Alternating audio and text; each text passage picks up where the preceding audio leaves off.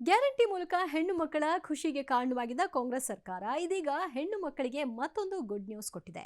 ಋತುಚಕ್ರದ ಸಮಯದಲ್ಲಿ ವೇತನ ಸಹಿತ ಒಂದು ದಿನ ರಜೆ ಕೊಡುವ ಮಹತ್ವದ ತೀರ್ಮಾನಕ್ಕೆ ಇಂದಿನ ಕ್ಯಾಬಿನೆಟ್ ಒಪ್ಪಿಗೆ ಸೂಚಿಸಿದೆ. ಈ ಮೂಲಕ ಹೆಣ್ಣು ಮಕ್ಕಳ ಬಹುದಿನದ ಬೇಡಿಕೆ ಈಡೇರಿದೆ. ಹೌದು, ಕಾರ್ಮಿಕ ಇಲಾಖೆ ಸಲ್ಲಿಸಿದ್ದ ಋತುಚಕ್ರ ರಜೆ ನೀತಿ 2025ರ ಪ್ರಸ್ತಾವನೆಗೆ ಕ್ಯಾಬಿನೆಟ್ ಒಪ್ಪಿಗೆ ನೀಡಿದೆ. ಈ ಮೂಲಕ ರಾಜ್ಯ ಸರ್ಕಾರಿ ಕಚೇರಿಗಳು, ಗಾರ್ಮೆಂಟ್ಸ್, ಎಂಎನ್ಸಿಗಳು, ಐಟಿ ಮತ್ತು ಇತರೆ ಖಾಸಗಿ ಕೈಗಾರಿಕೆಗಳಲ್ಲಿ ಕೆಲಸ ಮಾಡುವ ಮಹಿಳೆಯರಿಗೆ ಸಂಬಳ ಸಹಿತ ಋತುಚಕ್ರ ರಜೆ ಸಿಗುತ್ತೆ. ವರ್ಷಕ್ಕೆ 12 ದಿನ ರಜೆ ಕೊಡಲಾಗುತ್ತೆ. ಯಾವ ದಿನ ರಜೆ ಪಡಿಬೇಕು ಅನ್ನೋದು ಹೆಣ್ಮಕ್ಳು ತೀರ್ಮಾನ ಮಾಡ್ತಾರೆ. ಮುಟ್ಟಿನ ಸಮಯದಲ್ಲಿ ಮಹಿಳೆಯರು ಅನುಭವಿಸುವ ದೈಹಿಕ ಬದಲಾವಣೆಗಳು, ಸವಾಲುಗಳು ಮತ್ತು ವಿಶ್ರಾಂತಿಯ ಅಗತ್ಯತೆಯನ್ನ ಗಮನದಲ್ಲಿಟ್ಟುಕೊಂಡು ಈ ನೀತಿಯನ್ನ ಜಾರಿಗೆ ತರಲಾಗಿದೆ.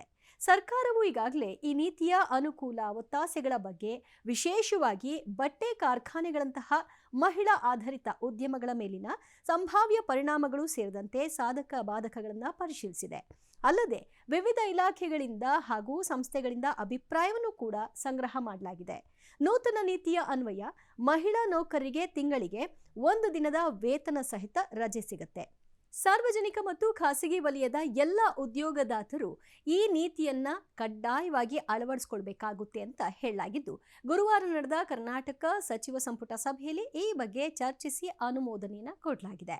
ಇನ್ನು ಕಾರ್ಮಿಕ ಇಲಾಖೆಯು 2025ರ ಈ ಮಾಸಿಕ ಋತುಸ್ರಾವದ ರಜೆ ನೀತಿಗಾಗಿ ಆಡಳಿತಾತ್ಮಕ ಅನುಮೋದನೆ ಕೋರಿತ್ತು.